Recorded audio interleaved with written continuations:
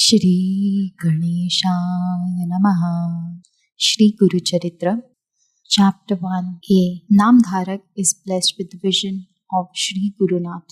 To transcribe into finite language, in the confines of limited vocabulary, the infinite glory and effulgence of Guru Dattatreya, unified manifestation of Supreme Trinity, Brahma, Vishnu and Maheshwara, is an impossible task for any.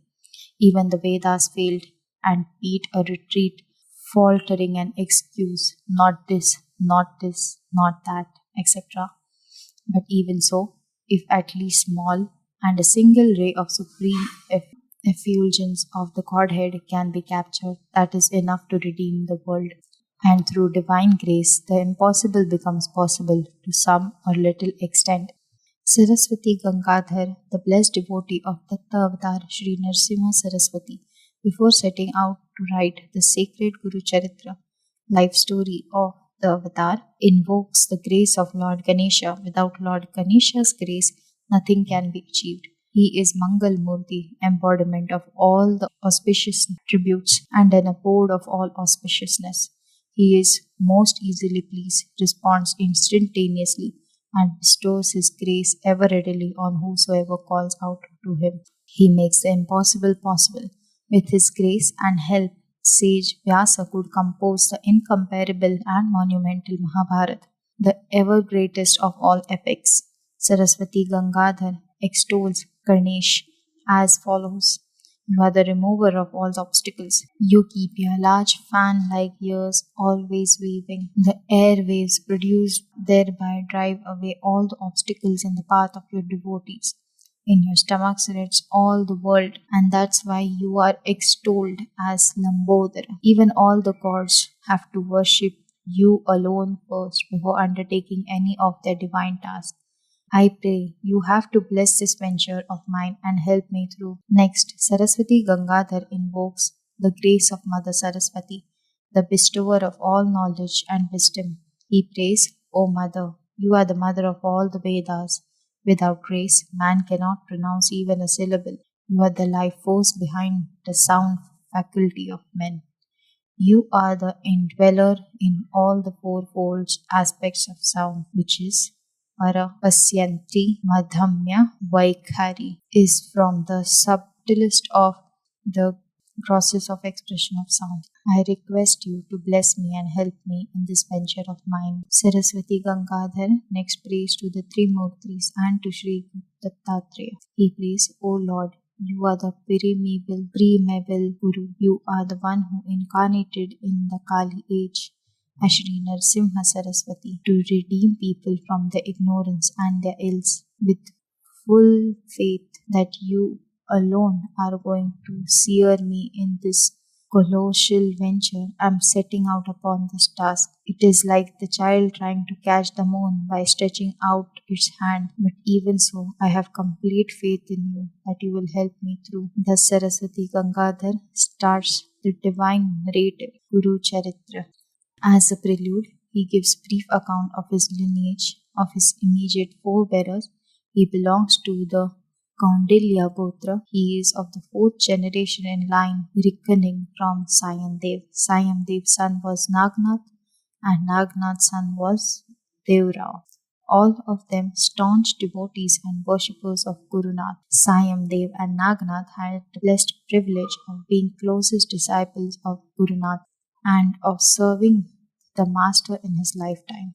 It was because of the merit earned by them that one among their family, Saraswati Gangadhara, could become an instrument of Lord to write about the divine Leelas of great Dattavatar for the benefit of humanity and the world. It should, however, be understood that the life of any great saint or master, and much more so of an avatar like that of Sri Nrushinha Saraswati, is like a huge iceberg lying submerged in the frozen waters of an ocean. Also, in the following account of Sri Gurunath's life, it is but a fraction of his glory that will be delineated. It is impossible for any to describe the Avatar's full glory. He is a mystery beyond all human comprehension. Now begins The sacred Guru Charitra narrative. Once there was a devotee by the name of Namdharak who had great yearning to visit the holy Gangapura for darshan of sacred Padukas,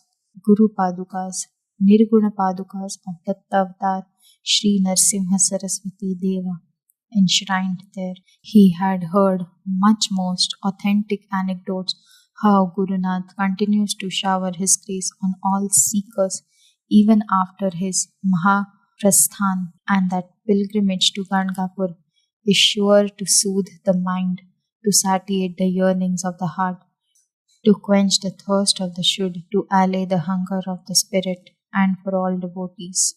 With great expectations and hopes, Namdharak is set out from his far off village to Gangapur. The journey was long and arduous. He was very exhausted and has lost all stamina. He was seized with despair as to whether he would survive and be able to reach the destination at all. No mother ever forsakes her child. The cow comes seeking its calf. Namdharak had a wondrous dream. Gurunath Sri Nrsimha Saraswati Deva stood right before him, casting his benevolent looks upon him and placing his hand on Namdharak's forehead as a token of his blessing. Namdharak's joy knew no bounds.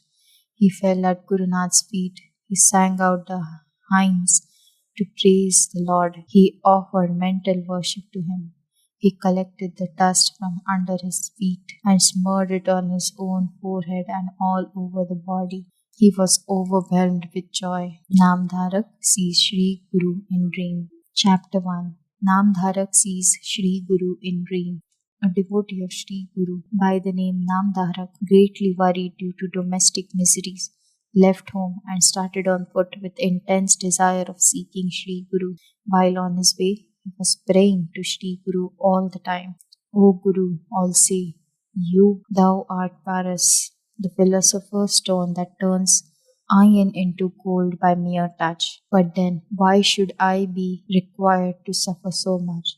Although I have been reciting your name all the time and have full faith in you. In this Kali Yuga, you are reincarnation of Trimurti, the three principal gods, Brahma, Vishnu and Mahesh. O Sri Nrsimha Saraswati, you are the guide to and the treasure of kindness to the devotees. As a mother does not forsake her child, in the same way, please do not keep me away from yourself, as you are my mother, father, brother, sister, friend, relative, one and all.